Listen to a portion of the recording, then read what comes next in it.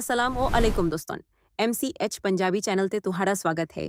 ਅੱਜ ਦੀ ਵੀਡੀਓ ਉਹਨਾਂ ਨਵੀਂ ਮਾਵਾਂ ਲਈ ਖਾਸ ਹੈ ਜੋ ਇਹ ਸਮਝਣਾ ਚਾਹੁੰਦੀਆਂ ਨੇ ਕਿ ਆਪਣਾ ਦੁੱਧ ਪਿਲਾਣਾ ਜ਼ਰੂਰੀ ਹੈ ਜਾਂ ਨਹੀਂ, ਕਿਵੇਂ ਪਿਲਾਇਆ ਜਾਂਦਾ ਹੈ ਤੇ ਕਿੰਨੀ ਦੇਰ ਤੱਕ ਪਿਲਾਣਾ ਚਾਹੀਦਾ ਹੈ। ਬਹੁਤ ਸਾਰੀ ਮਾਵਾਂ ਨੂੰ ਲੱਗਦਾ ਹੈ ਕਿ ਉਹਨਾਂ ਦਾ ਦੁੱਧ ਕਾਫੀ ਨਹੀਂ ਹੁੰਦਾ ਜਾਂ ਫਾਰਮੂਲਾ ਮਿਲਕ ਜ਼ਿਆਦਾ ਚੰਗਾ ਹੁੰਦਾ ਹੈ, ਪਰ ਅੱਜ ਅਸੀਂ ਇਹ ਸਾਰੀ ਗਲਤਫਹਿਮੀਆਂ ਦੂਰ ਕਰਾਂਗੇ ਤੇ ਸਮਝਾਵਾਂਗੇ ਕਿ ਮਾਂ ਦਾ ਦੁੱਧ ਹੀ ਛੋਟੇ ਬੱਚੇ ਲਈ ਦੁਨੀਆ ਦਾ ਸਭ ਤੋਂ ਵਧੀਆ ਖੁਰਾਕ ਹੈ। ਤਾਂ ਚਲੋ ਸ਼ੁਰੂ ਕਰਦੇ ਹਾਂ। ਦੋਸਤੋ, ਮਾਂ ਦਾ ਦੁੱਧ ਸਿਰਫ ਖਾਣਾ ਨਹੀਂ ਹੁੰਦਾ, ਇਹ ਬੱਚੇ ਲਈ ਪੂਰੀ ਇੱਕ ਨੈਚੁਰਲ ਮੈਡੀਸਿਨ ਹੁੰਦਾ ਹੈ।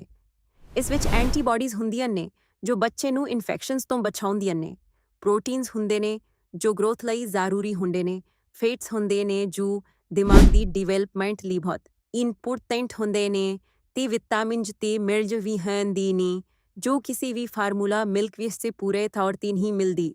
ਵਰਲਡ ਹੈਲਥ ਆਰਗੇਨਾਈਜੇਸ਼ਨ ਕਹਿੰਦੀ ਹੈ ਕਿ ਬੱਚੇ ਨੂੰ ਫਿਲੀਚੀ ਮਹੀਨੇ ਸਿਰਫ ਮਾਂ ਦਾ ਦੁੱਧ ਦੇਣਾ ਚਾਹੀਦਾ ਹੈ, ਨਾ ਪਾਣੀ, ਨਾ ਜੂਸ, ਨਾ ਕੋਈ ਹੋਰ ਚੀਜ਼।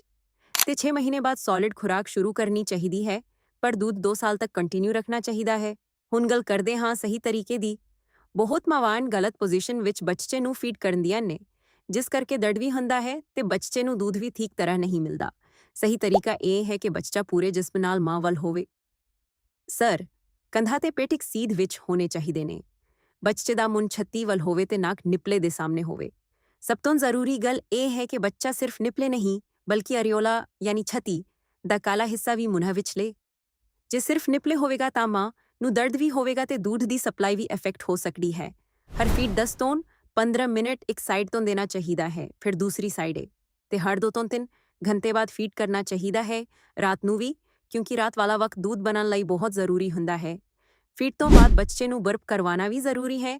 ਉਸ ਨੂੰ ਕੰਧੇ ਤੇ ਰੱਖ ਕੇ ਹਲਕਾ ਥਪਥਪਾਓ ਤਾਂ ਕਿ ਹਵਾ ਨਿਕਲ ਜਾਵੇ ਤੇ ਬੱਚਾ ਕੰਫਰਟੇਬਲ ਰਹੇ।